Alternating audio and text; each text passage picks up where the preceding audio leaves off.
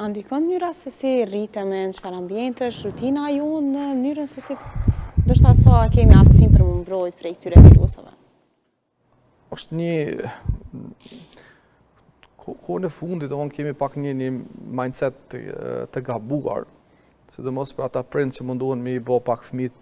super të pastër. I ruajnë, që thonë, s'me la me prek në tokë. Fëmijët me pas përvojën e vet. Normal, backgroundi gjenetik ka shumë rol. Siç e përcaktu më herët, nëse prindi, nona, baba kanë probleme gjenetike ose predispozit për ata që me prodhu pasardhësme të lashë, atëherë pritet ushqishmëria e nonës gjatë shtazani's, stresi sajna, alkoholi, duhani, këto përdoruse këtyre gjërave, këto krejt e ndihmojnë në qoftë gjenetikisht, por qoftë aspektin edhe zhvillimit të fëmijës, domethënë, kanë ndikuar në një fazë ose mundësia rrezatimit gjatë shtazani's, për ata rrezatimet me rentgen apo çka e diun këto janë të ndaluara vetëm nëse është rasti kur jeta e nonës është më rëndësishme, atëherë po përndryshe me pas kujdes. Më pas lindja, mënyra lindjes, shumë ka rëndësi se si lindë fëmija, a lindë rrugë normale, apo me sekcio cezareja, apo me operacion që shnivet popullat, që kjo është vetëm kur është indikacion absolut që do me thonë fëmija nuk ka mundësi me lindë rrugë normale, është më i madhë dhe ose indikon ginekologu, për ndryshe do të me thonë çdo herë përparësi ekstrem të madhe lindjes me rrugë normale, pse? Për shkak se flora janë banor bakteriet tona që jetojnë me neve, komensal, që do ata e ndihmojnë njeriun me bashkëvepru dhe bashkëjetu gjatë të jetës. Dhe bebi do të me kalu në për kanalin e lindjes, për më pas kontakt me ato bakterien, kanal të lindjes që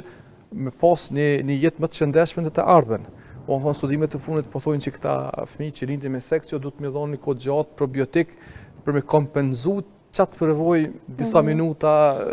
të lindjes në kanal ose me rrugë naturale. Pra që shohim fakt që është bërë si një pak e njohur kështu edhe me operacion, si që thate dhe ju, si që potencua dhe e potencojnë, po e preferojnë ndoshta, por mënyra, do me thonë, pas operacionit, pas lindjes, duket se ndoshta është pak më vështirë, ku mundet të ketë komplikime më të rrezikshme? Nona po se po, për shkak plagës operative, po dhe fëmija po humbë nga aspekti përvojës imunologjike shumë, kurse nona të cilat lindin në mënyrë natyrale, mbas 15 minutave ato veç këfillen, sepse janë faktikisht është proces fiziologjik normal, nuk është diçka patologjike, po smundja është azania dhe lindja. Është e dhimbshme, kanë matë shkencëtarët, sikur se me thy kaq kocka, këtë trego mirë, po kjo është proces që zgjatë disa minuta po orë dhe përfundon gjithçka dhe bebi lind në mënyrë normale dhe fiton përvojën imunologjike. Pas lindjes tash, normalisht çdo herë përparësia është ushqimi me gjy. Nëse nuk arrijmë apo dështojmë me ushqy fëmijën me gjy, sepse në qumshtin e gjijut të nonës është shumë interesant se aty kemi tunkun antitrupa, të cilat janë special të prodhuar për beben.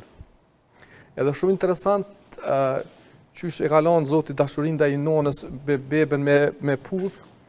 e kanë zbulu shkencëtarët se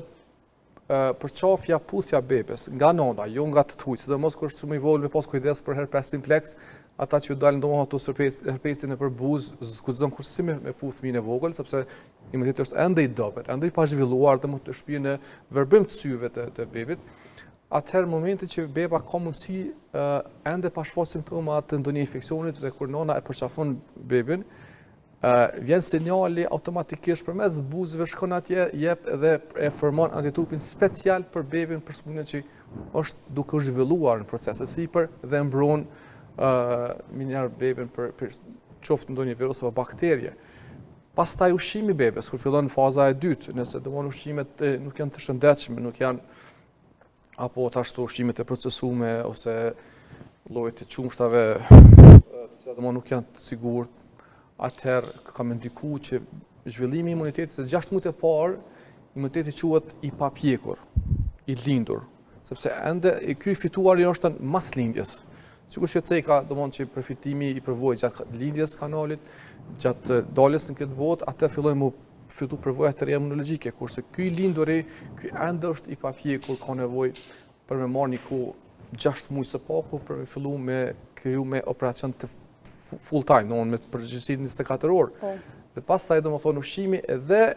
këtu tash dojmë të kjo pjesa që kjo që thash nonat mundohen me miru tepër, mos ato jo. Leni në të kenë përvojë, në të prekin, në të shtingoj, normal jo diçka të ndotur, po rrethin që kanë, objektin që kanë, në të kenë përvojën e tyre gjatë zhvillimit e tyre se ata fitojnë përvojë imunologjike për të ardhmen për me luftu organizmat qoftë bakterie, virus apo ndoshta më mbajt po asër pra rrethin, ambientin se ku më mbajt domethënë pa diçka dhe keq është për bebin, për fëmijën ose për njeriu. Kemi nevojë domethënë me dal jashtë, me lujt, të zbathur, me pas përvoja që kena pas para na më herët tash këtu kjo koha teknologjisë vetëm rrin fëmijët e vogël rrinë nëpër telefona. Kjo është